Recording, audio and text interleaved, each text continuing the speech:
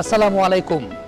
The neural journey of a cricketer বইটা লিখেছেন রাকিন আফসার কিংসুক। বইটার পৃষ্ঠপোষকতা করেছে আমাদের সবার প্রিয় ক্লদিং ব্র্যান্ড আর্টিজান। আমি যে জ্যাকেটটা পরে আছি সেটা আর্টিজানের একটা জ্যাকেট। তবে এই বইটা আসলে তরুণ ক্রিকেটারদের জন্য খুব গুরুত্বপূর্ণ, বিশেষ করে টেপ টেনিস ক্রিকেটার যারা আছেন, যারা চিন্তা করেন তারা কখনোই বড় প্লেয়ার হতে পারবেন না, এই যে একটা ভুল ধারণা আমাদের মধ্যে গেঁথে দেয়া হয়, তারা এই বইটা পড়লে একেবারে চমকে যাবেন। তাদের ক্রিকেট ক্যারিয়ার নিয়ে নতুন করে তারা ভাবতে শিখতে পারেন। একটা বিষয় বলি, সেটা হচ্ছে আমাদের যে 100% স্কিল, সেই 100% স্কিলের 70% কিন্তু আসলে নিউরোলজি, আর 30% হচ্ছে বায়োমেকানিক্স। এখন এই নিউরোলজিটা কিভাবে ডিপেন্ড করে, মূল বিষয়টা হচ্ছে চোখ দিয়ে দেখা। আমরা যখন কোনো কিছু একটা দেখছি, ধরেন একজন ব্যাটার, তিনি চোখ দিয়ে দেখছেন, দেখার সঙ্গে সঙ্গেই মস্তিষ্কে আমাদের চোখ একটা ইলেকট্রিক্যাল সিগন্যাল পাঠায়। সেই ইলেকট্রিক্যাল সিগন্যালটা মস্তিষ্ক থেকে আবার ট্রান্সফার হয় আমাদের হাতে। এই পুরো বিষয়ের কোঅর্ডিনেশনটার মাধ্যমে কিন্তু একজন ব্যাটার শট খেলেন। এখন টেপ টেনিস ক্রিকেটারদের ক্ষেত্রে হয় কি, 70% স্কিলটা তাদের অটো বিল্ড আপ করা থাকে, কারণ টেপ টেনিসে রিয়াকশন টাইম খুব বেশি পাওয়া যায় না। টেপ টেনিসে আমরা কি করি, বোলারের হাতের দিকে অত লক্ষ্য করি না, জাস্ট বল আসে আর আমরা শট খেলি। বাকি 30% যে জায়গাটা, সেটা অবশ্যই অ্যাজ আ ক্রিকেটার আপনাকে বিল্ড আপ করতে হবে। একটা খুব মজার ইনফরমেশন দিই, ঠিক এই জায়গাটা একটু লেখা দেখেন বইটার মধ্যে, যে আমাদের চোখ বল দেখার পর মস্তিষ্কে সেটিকে বুঝতে সময় লাগে 50 মিলি সেকেন্ড।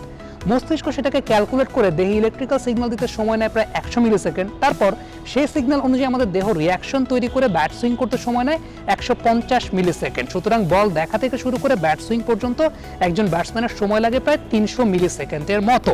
এখন এখানে একটা কথা আছে, 50 কিলোমিটার প্রতি ঘন্টার ওপরে যে বলটা করা হয়, সেই বলটা কিন্তু আমাদের চোখ ঠিকঠাক মতো ডিটেক্ট করতে পারে না।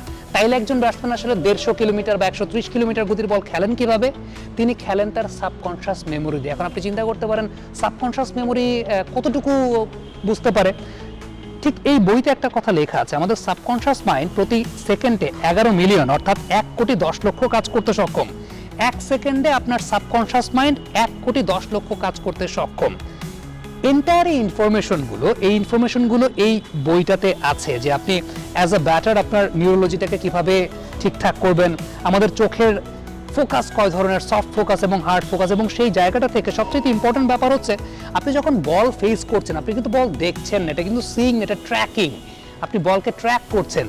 এই সময়টাতে আসলে আপনার কোন জায়গায় দৃষ্টিসীমা রাখাটা বেটার, সেটা কি বোলারের হাতের দিকে নাকি বোলারের গ্যাদার পজিশনের দিকে, বিজ্ঞান কি বলে, সামগ্রিক বিষয়গুলো কিন্তু এই বইটার মধ্যে উপস্থাপিত হয়েছে। আমি মনে করি যে বাংলাদেশের প্রেক্ষাপটে এই বইটা একটা অত্যন্ত ভ্যালুয়েবল রিসোর্স হতে যাচ্ছে, কারণ বাংলাদেশে ক্রীড়া বিষয়ক গবেষণা খুব বেশি হয় না। ঠিক আমার এই পাশে তরুণ কয়েকজন ক্রিকেটারকে দেখতে পাচ্ছি, তারা এই বইটা নিয়ে তারা বেশ আলোচনায় লিপ্ত। Rakin Afsar Kingshuk, BKSP student, sports সায়েন্সের স্টুডেন্ট, তিনি আমাদের সঙ্গে আছেন এবং তিনি এই বইটাকে লিখেছেন। রাকিন, আমি একটা ব্রিফ দিচ্ছিলাম, আমার কাছে মনে হয় যে খুব ডিটেল ব্রিফ দিতে গেলে লোকজন হয়তোবা এই ভিডিওর মধ্যেই এন্টায়ার বইয়ের বিষয়বস্তু জেনে যাবে। এই বইটা মনে কেনা উচিত, আমার কাছে এটা মনে হয়েছে, যে কারণে দর্শকদেরকে একটা আহ্বান জানাবো। আমি একটু ছোট্ট একটা বিষয় একটু জানতে চাই, সেই বিষয়টা হচ্ছে যে স্পোর্টস সায়েন্স নিয়ে আমাদের দেশে গবেষণা হয় না, কথাবার্তা হয় না। এই বইটা লেখার পেছনে আসলে আপনার উদ্দেশ্যের জায়গাটা কিছু একটু ছোট্ট করে যদি বলেন। মূলত এই বইটি আসলে লেখার পিছনে একটি খুব বড় একটি গল্প আছে। গল্পটা হচ্ছে যে আমার 2017-18 সালের দিকে একটা প্রবলেম হয় আমার স্কিলে। তো ওই প্রবলেমটাকে ফাইন্ড আউট করার জন্য আমি অনেক ঘাটাঘাটি করি, অনেক ক্রিকেট এক্সপার্টদের সাথে কথা বলি, বাট আমি আসলে কোনো কিছুতে স্যাটিসফাই হতে পারছিলাম না, যে আসলে কি সমস্যা সেটা বুঝতেছিলাম না, বা কীভাবে সমাধান করা যায় সেটাও বুঝতে পারছিলাম না। তো একটা সময় এমন হয়েছে যে মোটামুটি সবাই আমাকে হয় না যে হাল ছেড়ে দিছে যে হবে না বা কিছু একটা। দেন আমার একটা জিদ কাজ করলো যে আসলে কেন আমার প্রবলেমটা হয়, কারণ মানুষ চাইলে তো কিছু পারে না, এমন তো কিছু নাই। তো দেন আমি চিন্তা করলাম যে আমি এটা নিয়ে পড়াশোনা করব। দেন আমি একেবারে ইনিশিয়াল পর্যায়ে থেকে পড়াশোনা শুরু করলাম। প্রথমে হচ্ছে যে কীভাবে একজন হিউম্যান মুভ করে, একটা হিউম্যান বডি কীভাবে মুভ করে, বায়োমেকানিক্যাল পার্ট। জি, বায়োমেকানিক্যাল পার্টটা। তো বায়োমেকানিক্যাল পার্টটা যখন মুভমেন্ট পড়াশোনা করতে গেলাম, তখন দেখলাম যে এটার পিছনে অনেক বড় একটা বিষয় কাজ করে, যেটা হচ্ছে আমাদের নিউরোলজি। এটা হচ্ছে আমাদের ক্রিকেটের যে নিউরো সায়েন্স, ওই বিষয়টা। তো তখন পড়াশোনা করে দেখতে পারলাম, বা বিভিন্ন এক্সপেরিমেন্ট গবেষণার মাধ্যমে দেখতে পেলাম যে আসলে নিউরো সায়েন্স বা নিউরোলজির কার্যক্রম যদি ঠিকভাবে না হয়, সেক্ষেত্রে বায়োমেকানিক্যাল সেটআপ আমাদের অনেক ভালো থাকলেও খুব একটা রেজাল্ট আসে না।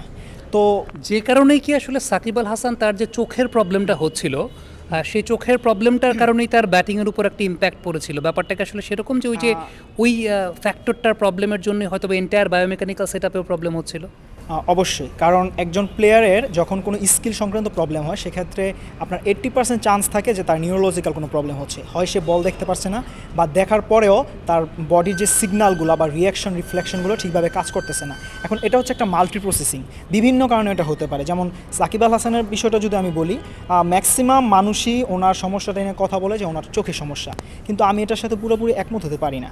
কারণ ওনার যদি চোখে সমস্যা থাকতো সেক্ষেত্রে ওনার চশমা বা লেন্স এটা কিছু ইউজ করলে প্রবলেমটা সলভ হয়ে যেত, কিন্তু আলটিমেটলি কিন্তু সেটা হচ্ছে না। আর ওনার যে প্রবলেমটা মোস্ট প্রবাবলি আমার রিসার্চ বা আমার গবেষণা পড়াশোনা থেকে যতটুকু মনে হয়, ওনার হচ্ছে আপনার এখানে আমাদের যে নার্ভগুলো থাকে, এখানে একটা জায়গা আছে নাম ব্রাকিয়াল পিক্সাস, ওইখানে হচ্ছে আমাদের মস্তিষ্ক থেকে প্রথমে সিগন্যাল যায় ব্রাকিয়াল পিক্সাসে, দেন আমাদের বডিতে ইলেকট্রিক্যাল সিগন্যাল পাস হয়, তখন আমরা রিয়াকশন করি বা ব্যাট মুভ করি, ব্যাট চালাই, এই আর কি।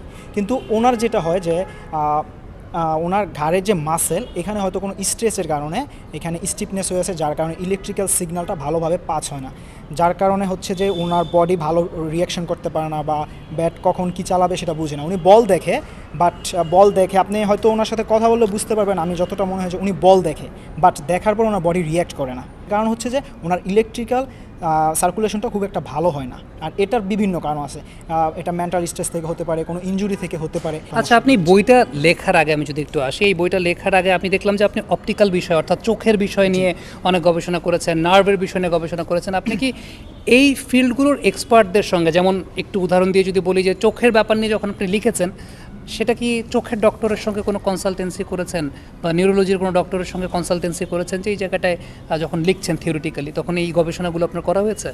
জি, অবশ্যই। আসলে এই বইটা আমার একদিনে হয় না, প্রায় 6 বছরের জার্নি। তো এই জার্নিটাতে আমি শুরুতে যেটা বললাম যে আমি খুব বেশি হেল্প পাই নাই, কারণ এই সংক্রান্ত এক্সপার্ট আমাদের বাংলাদেশে খুবই কম। তো আমার যেটা করতে হয়েছে যে আমার চোখ সংক্রান্ত কিছু জানার জন্য একটা যিনি চোখ স্পেশালিস্ট, ওনার কাছ থেকে এমনও হয়েছে যে আমি ভিজিট দিয়ে ওনার কাছ থেকে ক্লাস করছি। চোখ মস্তিষ্কের সাথে রিলেটেড, তো এখন মস্তিষ্কের জন্য আমি কার কাছে যাব? ওই এক্সপার্টও তো বাংলাদেশে নেই। দেন যিনি নিউরোলজিস্ট, নিউরোসায়েন্টিস্ট, বিভিন্ন হসপিটালে, বড় বড় হসপিটালে ভিজিট দিয়ে ওনাদের অ্যাপয়েন্টমেন্ট নিয়ে ওনাদের সাথে কনসালটেট করছি যে কীভাবে এটা কাজ করে। তো এই সম্পূর্ণ বিষয়টাকে আমার এক জায়গা থেকে আসে নাই, বিভিন্ন উৎস থেকে আমার পড়াশোনা করে, এটা খুব লম্বা সময়ের একটা গবেষণা এবং পড়াশোনা করে দেন আমি কমপ্লিট বিষয়টা, যেহেতু আমি প্লেয়ার, প্রত্যেকটা বিষয় আমি নিজের উপর এক্সপেরিমেন্ট করার খুব ভালো সুযোগ পাইছি। পড়াশোনার পাশাপাশি আমি জিনিসটা এক্সপেরিমেন্ট করাতে আমার প্রত্যেকটা রেজাল্ট খুব ভালোভাবে বুঝতে পারছি, দেন আমি বিষয়গুলো বইয়ে ইনক্লুড করছি। এবং যেমনটা আমি দেখতে পাচ্ছিলাম যে কিংশুক বলছিল বল দেখার উপায় সম্পর্কে, আমাদের কী কী ধরনের ফোকাস আছে, হার্ড ফোকাস এবং সফট ফোকাস, বল ট্র্যাকিং কিভাবে করা হয় এবং কোনটার কত সময় প্রয়োজন হয়, বিভিন্ন এক্সাম্পল দিয়েও কিন্তু সেটা ক্রিকেটারদের জন্য বিভিন্ন ইনস্ট্রাকশন দেয়া রয়েছে। আমরা যদি একটু বইটা দেখি, ঠিক এই জায়গাটা দেখতে পাচ্ছিলাম যে ইলেকট্রিক্যাল সিগন্যাল ট্রাভেলিংয়ের যে কিছু জায়গা এবং মাসেল মেমোরি বিল্ড আপের যে জায়গাগুলো, সেগুলো নিয়েও কিন্তু অনেক কথাবার্তা আছে। নর্মাল নিউরন সিনাপস এবং স্ট্রঙ্গার নিউরন সিনাপস কীরকম থাকে, অনেক কিছু আপনি মানে বৈজ্ঞানিক যে বিষয়বস্তুগুলো রয়েছে ক্রিকেট নিয়ে, যেগুলো নিয়ে আমাদের দেশে আসলে একেবারেই গবেষণা হয় না, যে কারণে এলিট লেভেলের প্লেয়ারদের কোনো প্রবলেম হলে আমরা তাদেরকে পারফেক্ট সলিউশনটা দিতে পারি না। এবং সায়েন্স বর্তমানে ক্রিকেটের সঙ্গে যতটা গুরুত্বপূর্ণ অঙ্গাঙ্গিভাবে জড়িত, সেই জায়গাটা নিয়েও আসলে আমরা খুব বেশি গবেষণা করি না। আমার কাছে মনে হয় যে এই যে তরুণ ক্রিকেটার যারা আছে, এই জায়গাটা তরুণ ক্রিকেটারদের জন্য এটা একটা অনেক বড় পাওয়ার জায়গা অবশ্যই থাকবে। এবং আমাদের সবার প্রিয় আর্টিজানের ব্যবস্থাপনা পরিচালক আলী আহমেদ রাসেল ভাই, আমাদের বড় ভাই, তিনি সবসময় স্পোর্টস রিলেটেড যে কোনো পজিটিভ উদ্যোগের সঙ্গে থাকেন, নতুন কোনো উদ্যোগের সঙ্গে থাকেন, তরুণ প্রজন্মকে কিন্তু অনেক বেশি মাত্রায় উৎসাহিত করেন তার এরকম পৃষ্ঠপোষকতা দ্বারা, এবং তাকে একটা ধন্যবাদ তো আমরা অবশ্যই জানাই।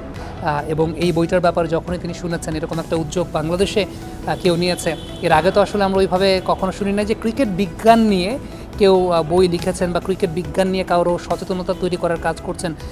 এই জায়গাটায় পৃষ্ঠপোষকতা করতে রাসেল ভাই কিন্তু এগিয়ে এসেছেন, এবং আশা করছি যারা তরুণ ক্রিকেটার আছেন অন্তত এই জায়গাগুলো একটু ইনডেপথ অ্যানালাইসিসের জন্য, যে আপনি অ্যাজ এ ব্যাটার কী কী প্রবলেম ফেস করছেন সেগুলো থেকে উতরে ওঠার জন্য আপনার নিউরোলজি আপনাকে কীভাবে হেল্প করতে পারে, বেশ কিছু জায়গা, বিশেষ করে আবারও বলবো টেপ টেনিস ক্রিকেটার যারা আছেন, টেপ টেনিস ক্রিকেটাররা চাইলে আপনারাও কিন্তু বড় প্লেয়ার হতে পারেন।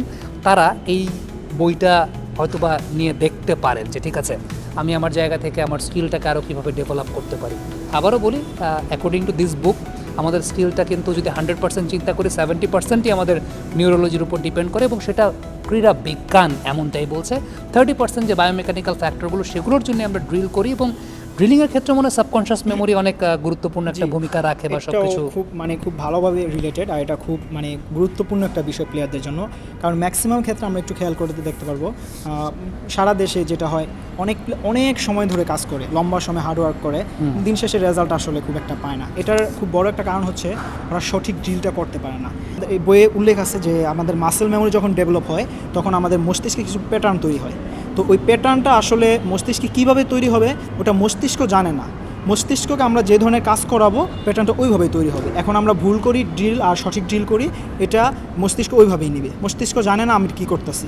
তো আমরা যদি ভুল ড্রিলটা করি ওইটাও আমাদের প্যাটার্ন তৈরি হয়, সঠিকটা করলেও প্যাটার্ন তৈরি হয়। তো আলটিমেটলি কী হয়, দেখা গেছে যে ম্যাক্সিমাম ক্ষেত্রে একজন প্লেয়ার যখন ভুল সঠিক সব কিছু মিলায়া একাকার অবস্থা করতেছে, তখন দুই ধরনের প্যাটার্ন তার ব্রেনে তৈরি হয়। তখন কী হয়, মাঠে যায় সঠিক জিনিসটা এক্সিকিউট হয় না।